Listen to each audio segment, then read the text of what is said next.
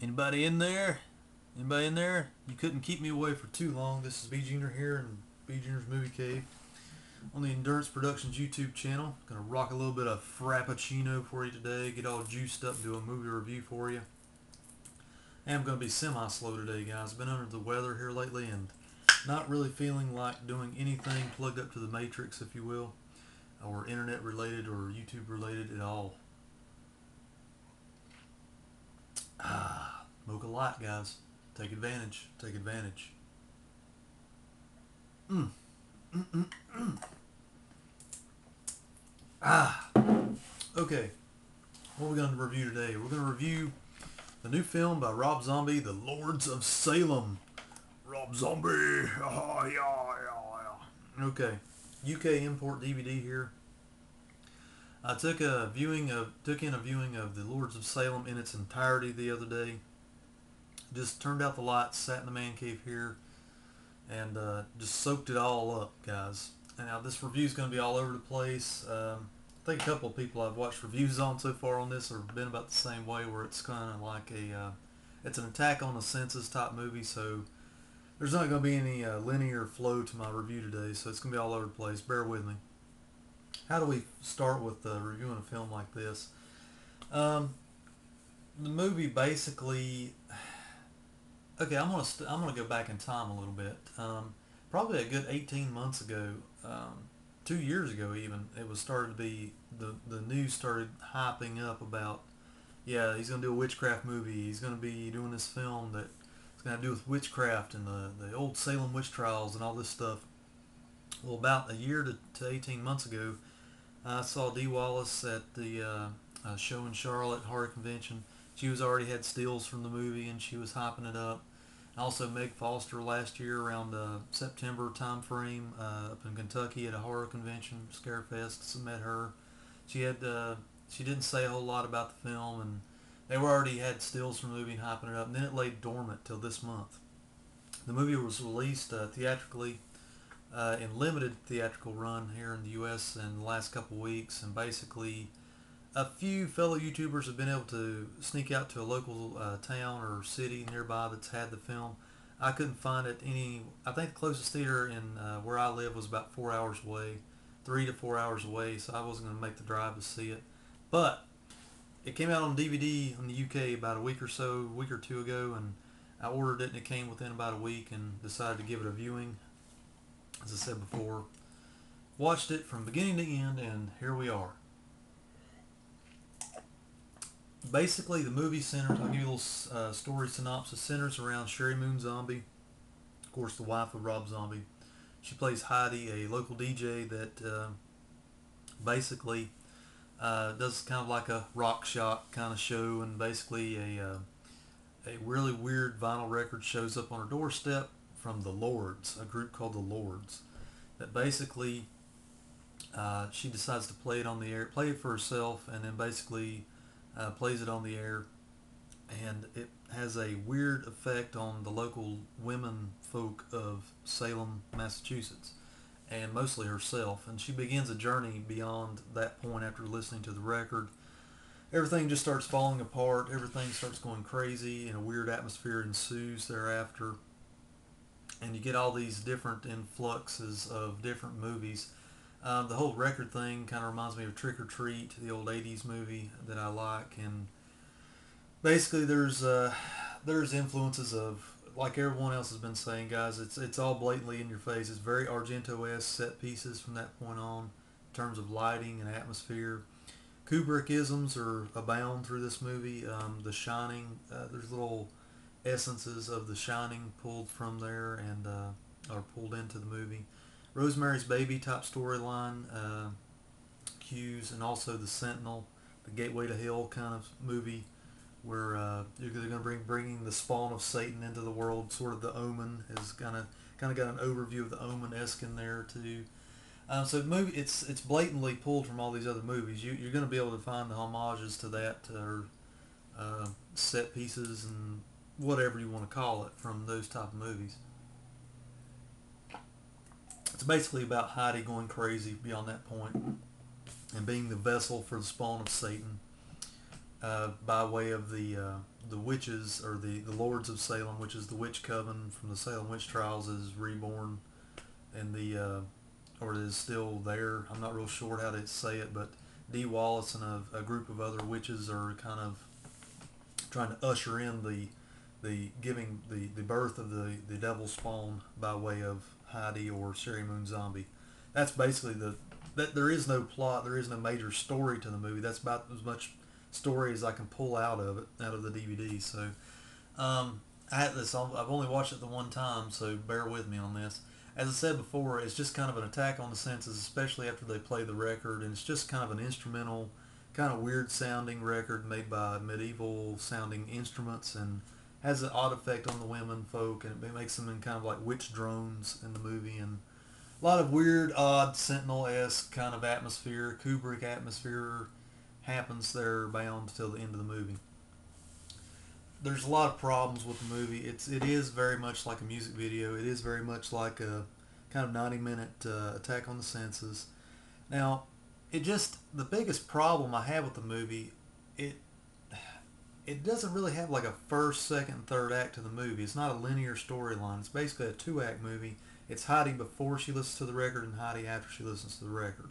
But if you want to talk about it in thirds of movies, the first two-thirds or the first hour of the movie, I didn't really have much of a problem with. I kind of, I didn't really have much of a problem with it. But when it gets into about the last 20 to 30 minutes, where it's trying to sum everything up, it ends abruptly, but it builds up to something at the end of the movie. I don't want to ruin it totally for you if you've never seen it.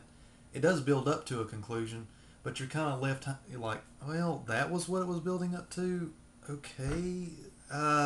Yeah, after all the hype for the last 2 years to now, the horror conventions and everything, whatever you want to, all the building up to that, and the movie itself building up to this type of conclusion, it's kind of like, well, okay, we've seen that before.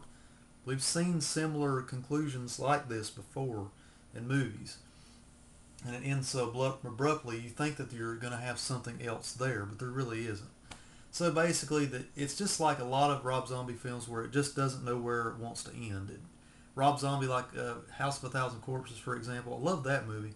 But the thing about it is what it is, and I don't hold it against it. But it doesn't know, the last 15 minutes of the movie, it really didn't know how to end. It just kind of just is a big mess towards the end of the movie. Such as this movie here, Lords of Salem. It really doesn't know how to end. It's got some little shock value moments along the way, and old lady nudity in there, and all kinds of stuff like that. It'll kind of be like, whoa, gosh, I don't know if I want to watch this.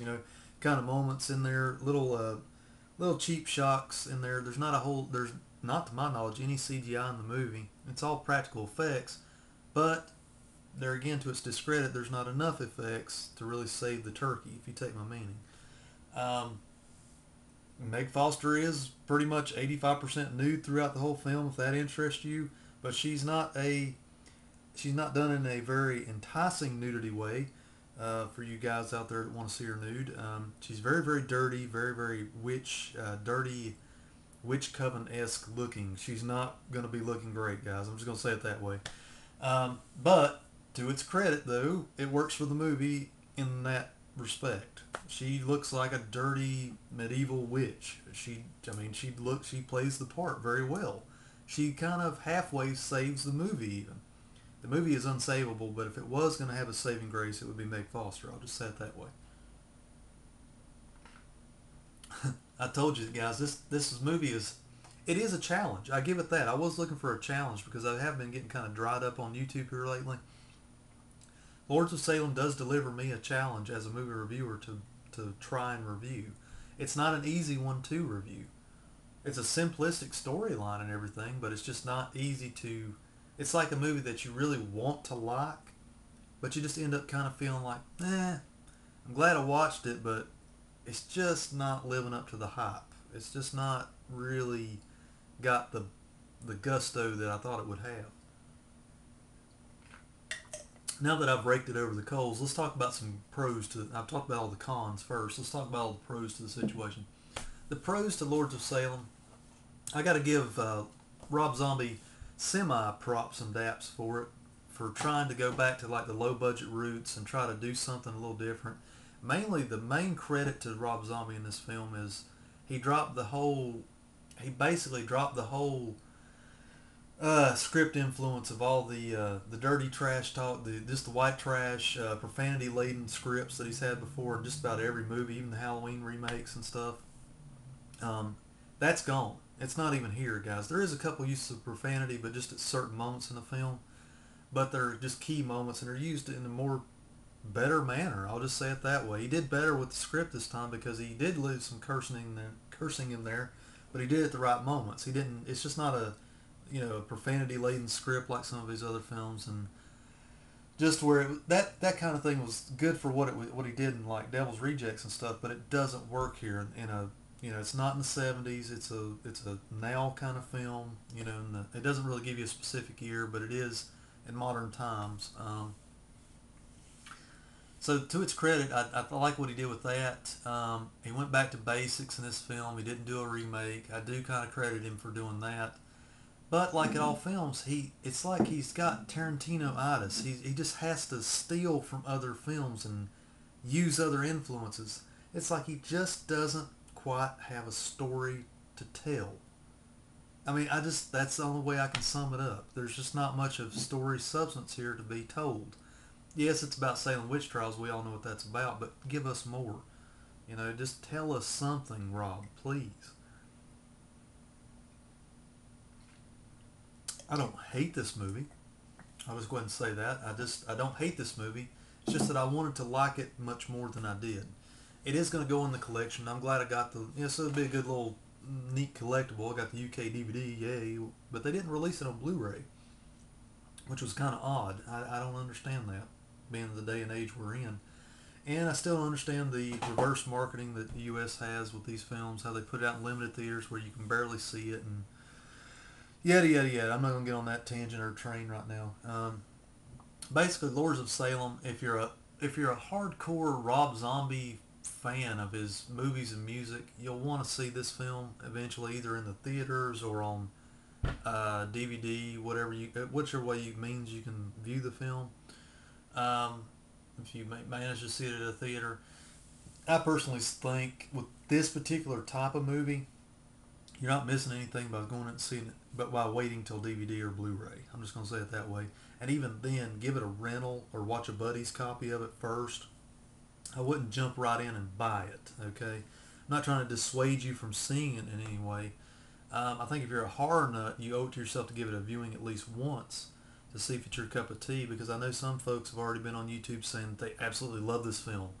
And other folks have already kind of dogged it out and told it was the worst horror movie ever made. And I'm kind of right in the middle, guys. I don't know if it's going to get better with subsequent viewings. I really don't. I know I personally could probably watch it again, but I'm gonna have to put it on the shelf and just wait a while until I have that Rob Zombie bug to go and grab his films. But it won't be the first one I grab. It's not going to be a go-to film. There again, to its to its credit, some more pros to the situation. Sherry Moon Zombie does play a decent part in the film. And again, she's not given a lot to do in the film, and probably to its credit. But I think this is giving her the starring role in this film. Let me say this: giving Sherry Moon Zombie the starring role, I hope that Rob Zombie gets that all out of his system. I mean, even Clint Eastwood let Sandra Locke go after a while, even after they had their breakup, and you can't have her. I mean, Clint Eastwood had Sandra Locke in like 5 of his films. I mean, it was just like every single film had to have her in it. It's the same thing as going on with Rob Zombie. It's been done. Okay, you gave her a starring role. She went through the whole 90 minutes. She was the one you saw the most in the film. Rob Zombie needs to let Sherry Moon Zombie go after this film, and if he wants to grow as a filmmaker, that is, or even get funding for another film, let her go after this point. Let her go be an actress. Let her grow as an actress, and you go grow as a director. If that's what you really want in life, that's what's going to happen after the Lords of Salem, because she did play a decent film role and a leading role in this film, but after this, she needs to go do other things, because that is if she wants to grow as an actress. Just my humble opinion. the low budget roots there, it's both a pro and a con to the movie. It basically lends itself to the atmosphere of the film. It had a good little instrumental score in between the music choices in the movie, the music selections, the song choices. But the little instrumental score that kind of got you from one scene to the next kind of worked for me.